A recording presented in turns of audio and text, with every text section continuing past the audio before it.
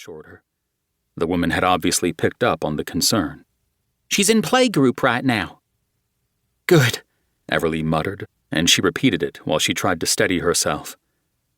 "This could turn out to be nothing, but someone might have left me." She trailed off again. "A possible threat or something. It's probably nothing," she emphasized. "Oh." There was concern in Sarah's voice now, too. "Should I do a lockdown of the building?" Everly hated to overreact, but she didn't want to regret underreacting either. After all, she'd been a defense attorney for 6 years now. She was certain that she'd managed to rile certain people who'd been involved in some of her cases. People who might want to scare her. Or worse. The handful of threats she'd gotten over the years had never extended to her child or to anyone except her, but Everly didn't want to take the risk that it was different this time. "Yes, please," Everly told the woman. "Do the lockdown, and as soon as I've talked to the sheriff, I'll let you know what's going on," she added right before she ended the call. It was only a couple of minutes later when Everly saw the Silver Creek cruiser turn into her driveway. Still clutching her phone, she got out of her SUV just as Grayson exited the cruiser.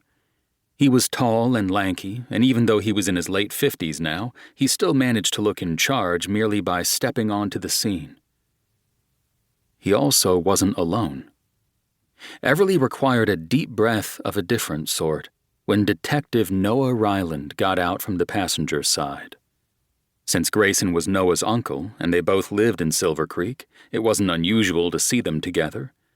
But because Noah was a homicide detective in nearby San Antonio, she doubted it was customary for Grayson to bring his nephew to respond to a 911 call. Especially this 911. After all, Noah and she had spent more than a decade just avoiding each other. Wide berths were their norm. Him showing up at her house wasn't something he'd ever done before. Like his uncle, Noah was a Ryland through and through. Black hair, sizzling gray eyes, and the handsome face that always sent a jolt of alarm and heat through her. She figured no man could actually be too good-looking, but Noah always seemed to put that theory to the test. Thankfully, today, it was easy for her to push aside his looks and the inevitable attraction he stirred inside her. A pull that she figured would always be there since he'd been her first lover, way back when they'd been 16. A lifetime ago. And he hadn't been her lover since. Not after what had happened that night. Nothing to do with the actual sex, no. It was the aftermath that had led to a horrible nightmare that still haunted her. Always would. And she doubted Noah had been able to put it to rest either. Since Noah had on well-worn jeans, a gray shirt, and Stetson, she guessed that he wasn't on his way to or from work. She'd caught glimpses of him in the homicide detective mode, and when he was on the job, he wore what would be called business casual. But even when he was in a suit jacket, Noah had always somehow managed to look just as much cowboy as cop. Clearing her throat and attempting to do the same with her head, Everly motioned toward the porch. "That wasn't there when I left to take Ainsley to daycare about 30 minutes ago.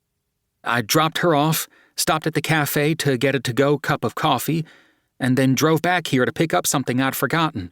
That's when I saw it on the porch. I didn't touch it," she added, well aware it'd be something they'd want to know. Both Noah and Grayson looked at the white cardboard, blood-stained box that was the size of a container usually meant to store files. But neither man seemed surprised it was there.